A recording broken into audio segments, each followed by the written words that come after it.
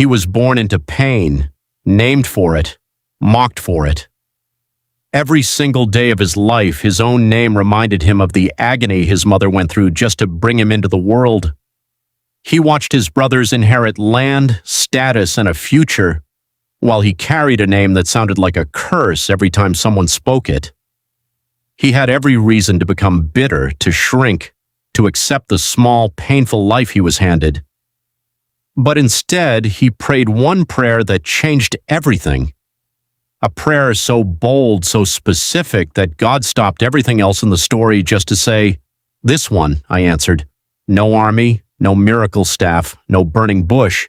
Just a man tired of pain who refused to let his name define his future. This is the story of Jabez. In the tribe of Judah, a woman went into labor. It was violent. It was long. The kind of pain that leaves a mark not just on the body, but on the memory. The kind mothers in that era sometimes carried for the rest of their lives. When it was over and her son was placed in her arms, she looked at him and made a decision that would follow him for the rest of his life. She named him Jabez, a name understood to mean he causes pain, not out of cruelty, out of honesty. She wanted the name to tell the truth about what it cost to have him. In that culture, a name wasn't just spoken once and forgotten. It was called out constantly, by his mother, by neighbors, by the men at the town gate. Every single time, it was a small, quiet reminder that he was pain, that he brought pain, that maybe pain was simply who he was. Children can be cruel with the truth. They didn't need to invent an insult. His own name was already one. Look at him standing there. As he grew, there was another weight settling on him, one the text hints at but never fully explains. Among his brothers, inheritance and land were already being spoken of, already being planned for. In a world where land was survival, being the son with a painful name may have meant being the son people expected less from. And yet Scripture tells us something remarkable about him. Jabez was more honorable than his brothers. While his name spoke of pain, his character spoke of something else entirely: integrity. Even as a boy, something in him refused to let the label win. Years passed.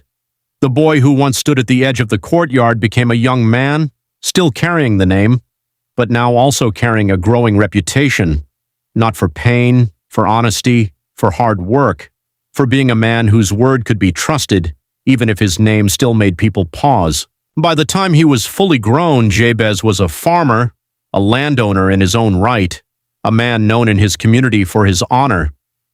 But privately, the weight of that name never fully lifted.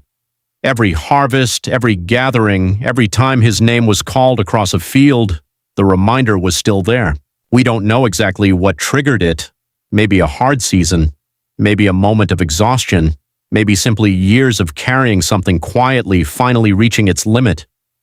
What we do know is that one night, Jabez reached a decision most people in his position never made. He didn't ask a priest to pray for him. He didn't offer a sacrifice and simply wait for fate to shift.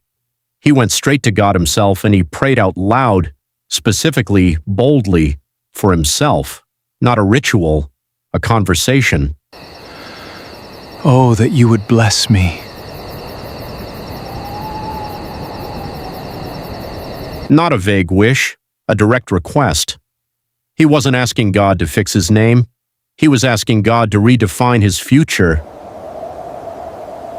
And enlarge my territory. This wasn't greed. In his world, land was survival, inheritance, provision for his children, security for generations. Remember his brothers, already secure in their share. He was asking not just to catch up, but to have enough capacity to be a blessing to others, not merely more for himself.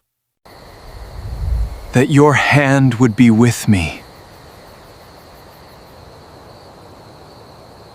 He didn't want blessing without presence. He'd rather have less and have God near than have everything and be alone in it. This line reveals what he actually valued most, not the land itself, but not being forgotten by God the way he sometimes felt forgotten by the world.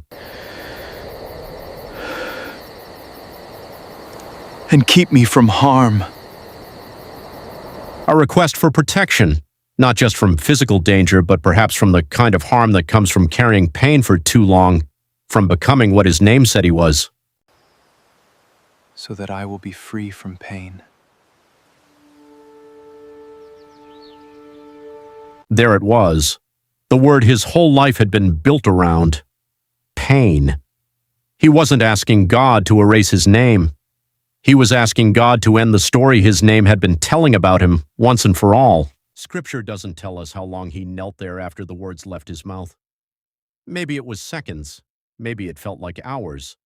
There's a particular kind of vulnerability in finally saying out loud the thing you've carried in silence for years, and then waiting to see if anyone was listening. And then Scripture records something it says about very few prayers in the entire Bible, and God granted his request. 4 simple words, no description of how, no dramatic sign in the sky, just the quiet, definitive confirmation that heaven had heard him. We don't know every detail of what came after, but we know the pattern. A man defined by pain asked God for a different definition and got it. Not because his name changed, not because the past was erased, because he refused to let the name have the final word over his future.